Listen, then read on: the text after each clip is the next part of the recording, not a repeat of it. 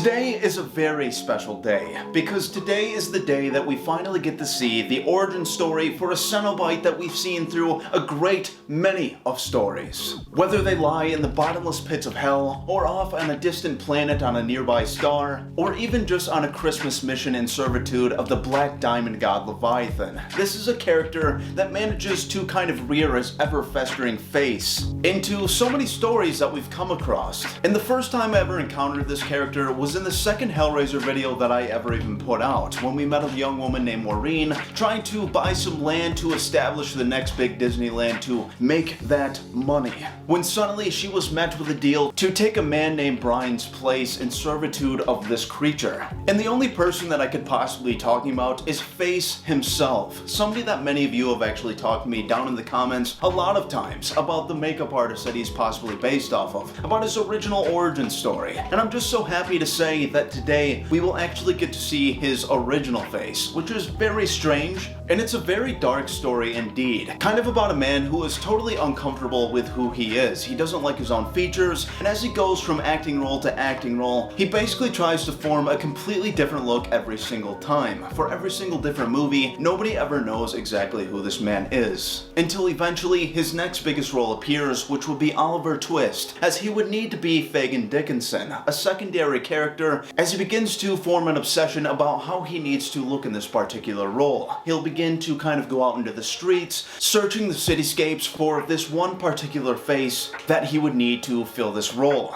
And with this little quest, learning the art form of actually detaching these faces. Now I do gotta say, throughout this episode, there is going to be a lot of me saying the word face, and it's gonna sound weird, but there's basically no avoiding it when it comes to this character, because he's constantly talking about faces, and his name is Face. And like I said, it's just kind of an unavoidable situation. But for a character who loves the silver screen so much, I knew that I had to present my own in a very particular fashion. I had to get some lights. I had to get the background, as you can see all these different spider webs and this nice little jack-o'-lantern. So I hope you all are ready. I hope you're excited to finally see the origin story of this person, as I thought it was very well done, and I actually think this could be the next Hellraiser movie. You know, just something different, something that's not about Pinhead, something that's not about all these Cenobites that we've seen time and time again, but more for somebody who could not be happier to be up on that stage. So everybody, sit down, turn down the lights, and let's get right into this tragic story.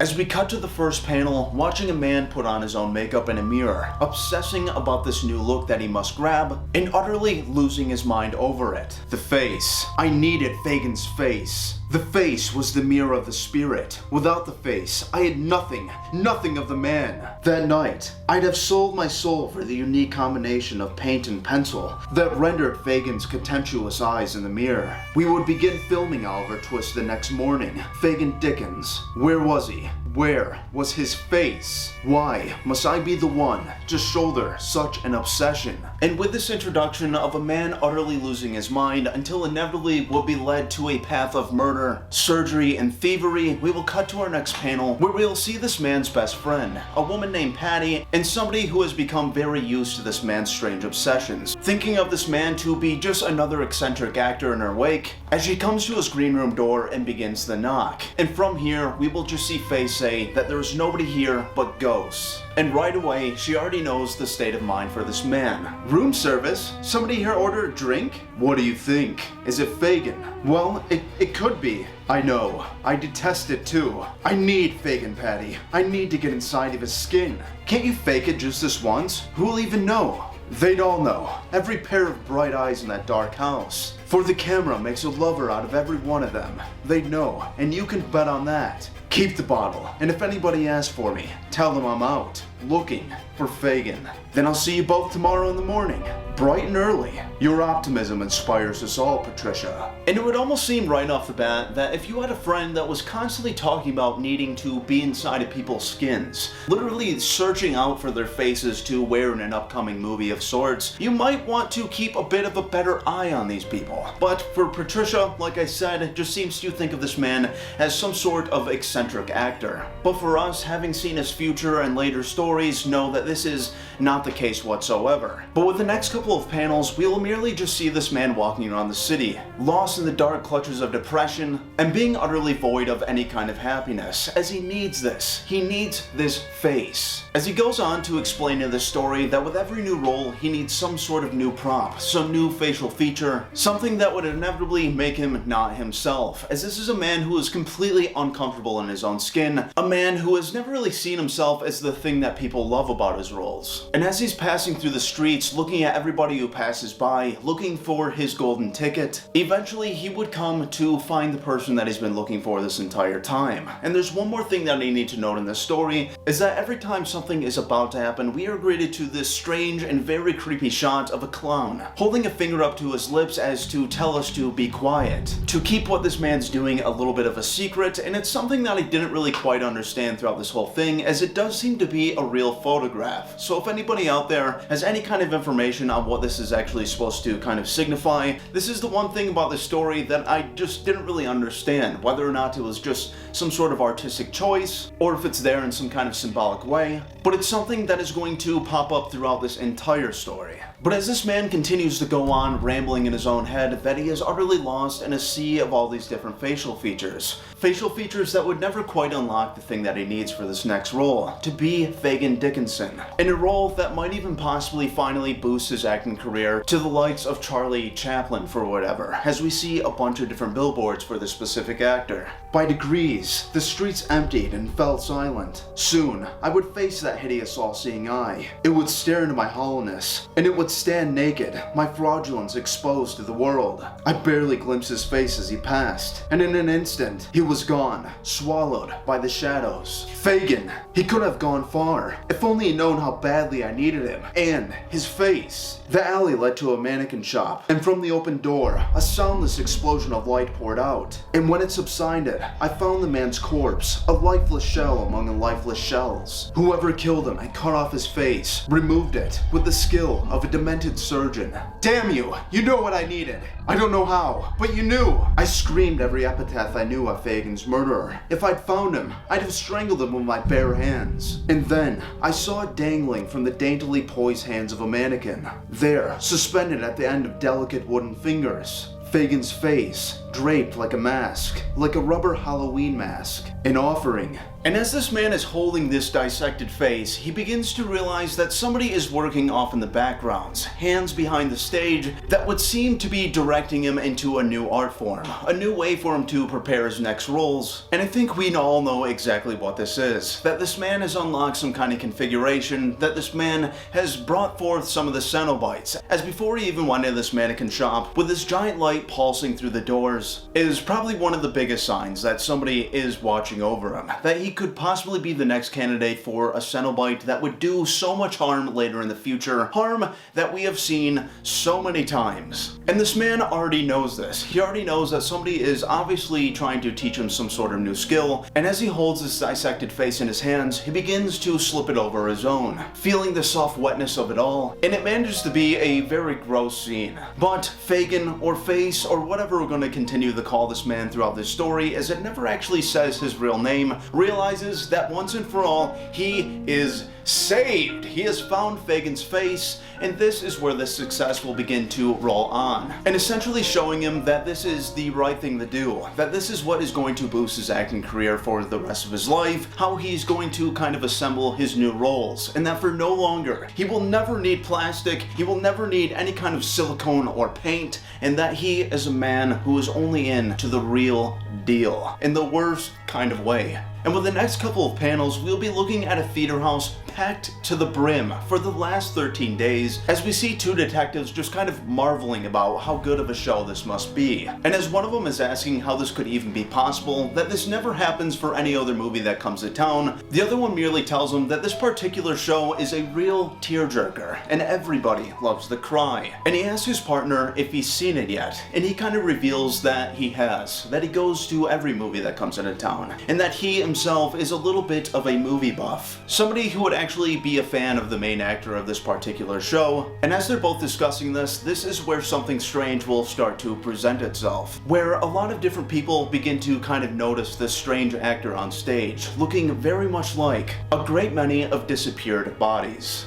I'll tell you who owns the screen. It's the guy who plays Fagin. Oh, I know. The man with a million faces. Never looks the same from one flick to the next. That's him. People start hissing the minute he comes on screen. Damn nice performance. Powerful. Speaking of faces, you got any leads on that guy who killed the man in the dummy shop? It's gotta be some nutcase doing that to his face and all. Weirdest damn thing. Whoever killed him didn't even take a dime, just the face, that's all. My landlady, she saw that flick. She swears he looks just like the deceased. Spitting image, she says. So, think about this. One dead man, the face cut off, and the actor that's a master of disguise. You're sick, you know that? What are you trying to tell me? That a famous Hollywood actor killed that man and cut off his face to make a movie? Well, you're the detective. I'm just telling you what I heard. I'll look into it. And with the next couple of panels, we will see Face sitting in his green room, holding this jar of preservatives in his hand, the face that would eventually make him famous for his Oliver Twist role, as he begins to explain that the hardest thing about this whole situation is the preserving of this face. That when he slips it on over his own, he can smell the preservatives rushing through his nose. And with this, he begins to wonder that whoever is holding the hook behind the silver screen of why they hadn't shown him this technique before. And with the next couple of panels, as these two detectives start realizing exactly what's kind of going on in this city, with all these accounts of these people recognizing this person in Oliver Twist, and wondering how the actor can look so identical to the man that was killed in the mannequin shop, we'll begin to see these detectives beginning to catch on, as one of them heads over to Face's house and begins to kind of grill him about these situations, about all these different accounts. So it was no coincidence that your Fagin resembled the shopkeeper. Not at all. I'd seen him, and I visited his shop. He had an interesting face. And yes, the word had is right. I stole it, I admit, with my pencil and a bit of drawing paper, some rubber, and a little spirit gum. These are the tools of my trade, not knives, and surely not any scalpels. Of course. Well, I've taken enough of your time. I don't suppose. Of course I was happy to sign his book, and I would have to go further afield the next time.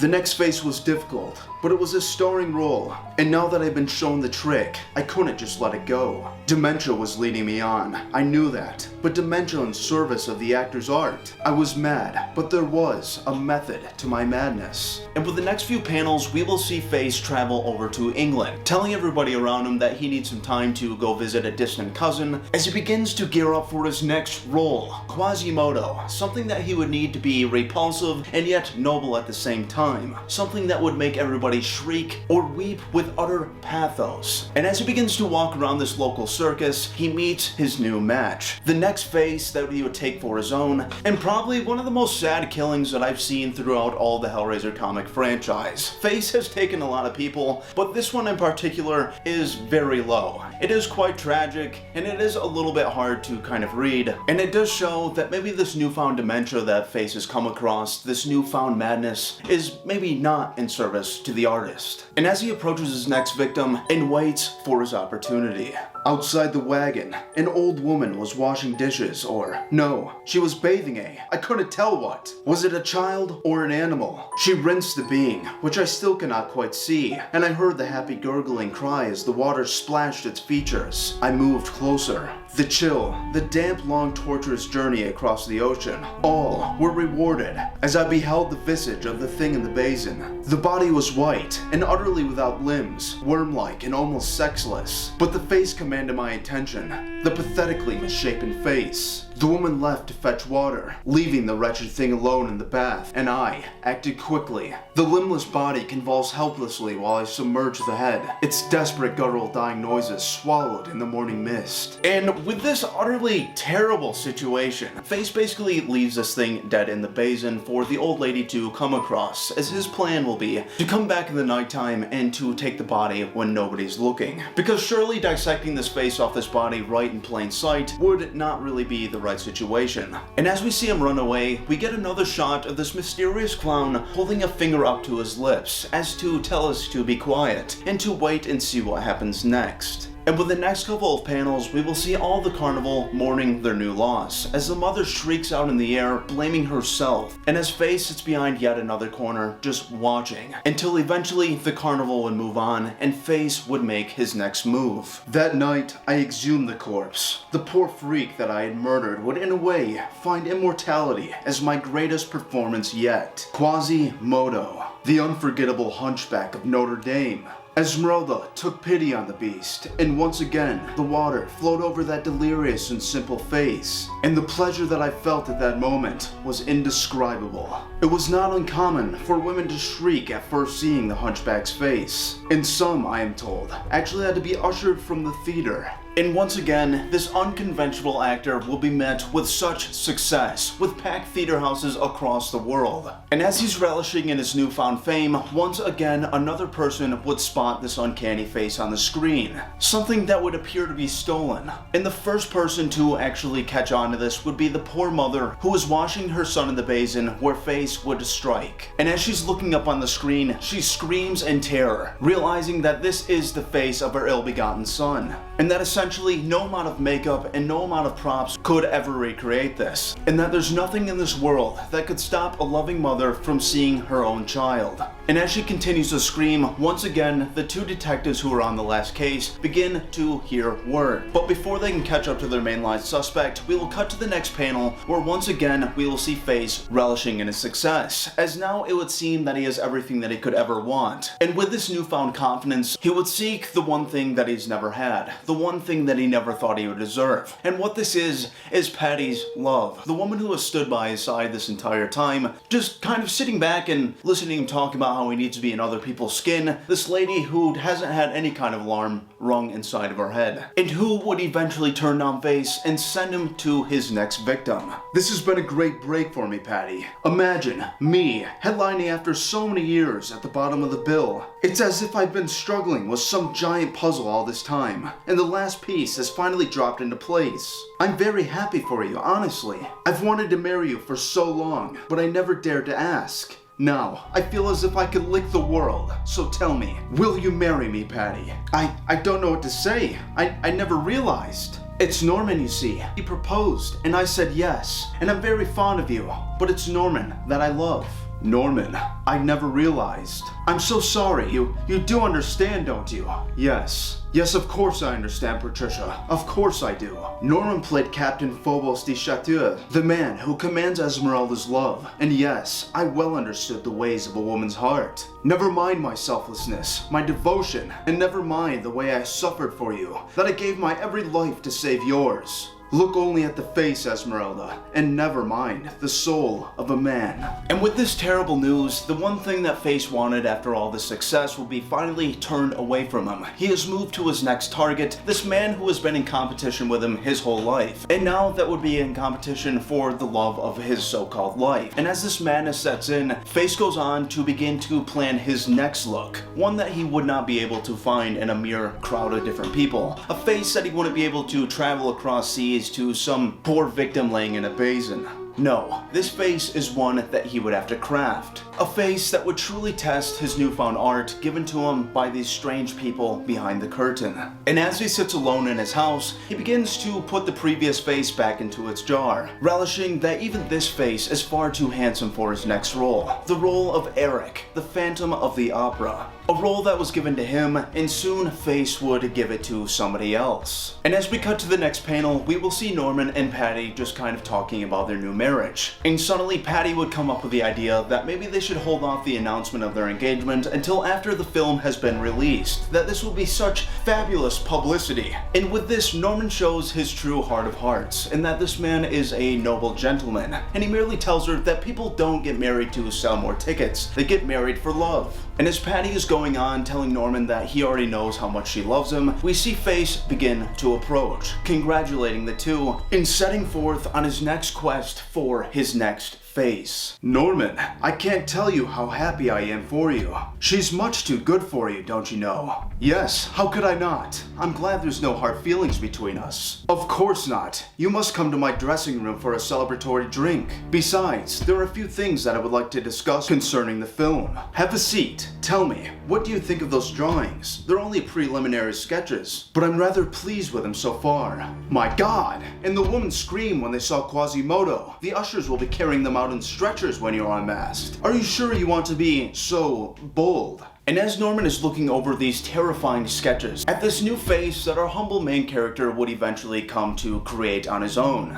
a face that would surely make the crowd detest this very look. And as he continues to look down at all these sketches, Face begins to pour something in his drink, a white powder, as he tells him that quiet. As once again, we are getting the strange imagery of this clown holding his finger up to his mouth, once again telling us to be quiet and to wait and see what happens next. And with the next couple of panels, we'll be cutting back to the detectives, these two people who have been going across all these different cases of people who have seemingly not been robbed, but only robbed of their facial features. As a new report has come in all the way from England about a woman who swears that this new character in the new Quasimodo film would so happen to be her very own son, this person who seemed to have drowned in a basin and who had seemed to be already buried 6 feet under the dirt. And upon hearing this, the detective only sends word that they should exhume the body from the ground and make sure that everything is okay. This just came for you, Murray, from England, Scotland Yard. You mean the lady who saw the flick in London and swore that the hunchback was her dead son? Right.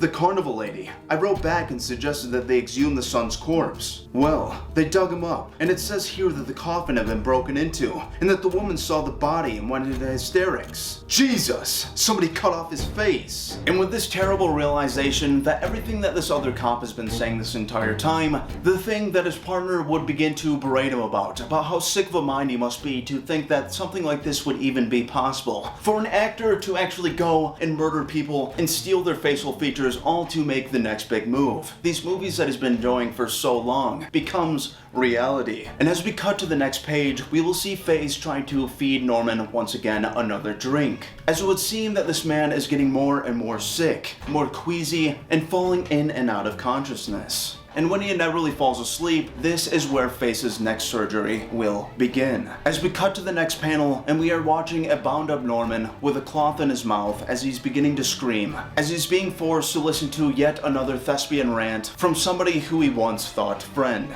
You see, Eric was impelled to murder by his love for Christine. He spent long weeks and months training her, creating the woman that your character so admired. And Christine loved the Phantom, as long as he spoke only from the shadows. But when she beheld his monstrous face, her love turned to horror. How would Patty feel about you, I wonder, if your handsome features were somehow destroyed? Would her love remain true, or would she recoil from that very sight of you as Christine was repelled by the Eric? As Esmeralda by the hunchback? Your acting is wooden, Norman. You posture and strut across the screen like a peacock. Your acting suffers, Norman, because your soul has not. They came through the gates of hell to show me the secret, and they knew I had the drive to use it. And now, I'm going to share it with you, Norman. You will appear on screen, my friend, and you will deliver the performance of a lifetime. But you'll not do it as the handsome Rocal, but as the tortured Eric, the Phantom of the Opera. So go ahead and scream. No one will hear you. And as we see Faze holding this small bottle of acid, he begins to slowly drip it strategically over Norman's face, trying to deform it and trying to craft the next biggest role that he would ever be a part of. This newfound face that he would eventually wear for himself, and he begins to exclaim that his sweat will pour out of Norman's pores, that his own muscles will begin to control his, and that essentially what he's doing to Norman is a great honor, because while he won't be getting to play his own role, the prop that Faze would procure from this man would go on to live out in history. And once again, the strange cutting over to this clown, holding a finger to his mouth, telling us once again to be quiet and to wait, comes crashing against the page once again. And as we are beginning to work ourselves to the ending of the story and to the creation of Face the Cenobite, we cut to the next panel where these two detectives have finally reached the actor that they have been ignoring this entire time. All these quotes and all these different disappearances that have been tied to this man finally come true and into realization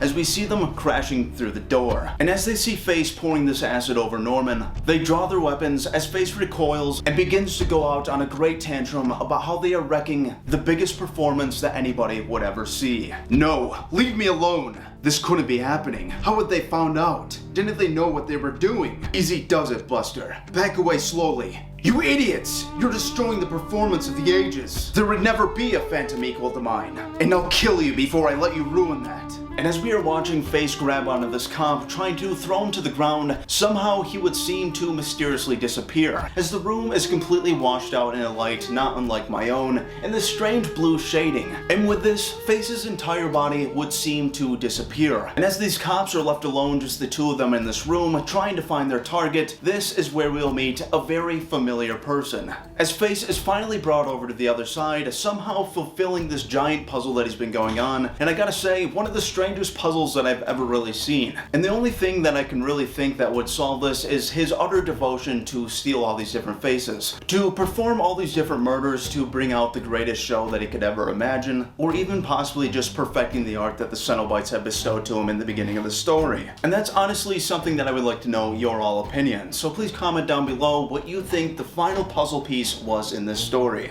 But as these cops continue to look all around, realizing that this man was just in their grasp and literally just phased out of existence, we will see Face on the other side, meeting the one and only Pinhead for the very first time.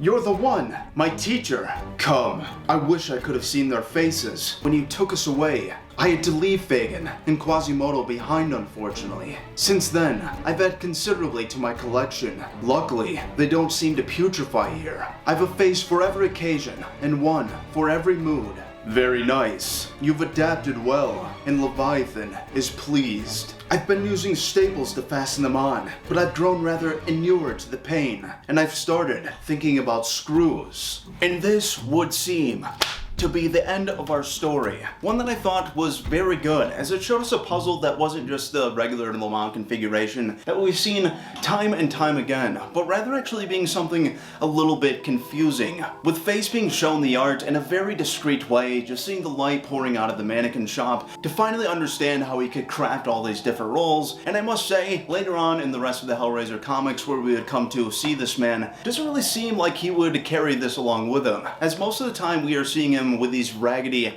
rotten faces basically stapled to his head. And this is also something I find a little bit interesting, as I wasn't really sure if Face was just trying to please Pinhead or if maybe he was just trying to one-up him, talking about using screws to fasten on all these different looks and all these different procured masks because Pinhead just has puny little nails. But overall, I think this is one of the more fun Hellraiser stories, and like I think I said before, I could very much see this being maybe the start to a new kind of subgenre in the Hellraiser franchise, as Face is a very interesting character and has so many different stories written about him. And it's something that almost reminds me of the Hannibal Rising movie, as we get to see this man just being extremely insecure about his own looks as he rises up and becomes a mastermind of these murderous arts. And instead of eating people, I guess, just literally taking their identities and using them as his own, literally slipping over his own face and making his facial features transcend into these other looks. Something that is very impressive and at the same time extremely demented. I gotta say, that second killing really had me. I was like, I don't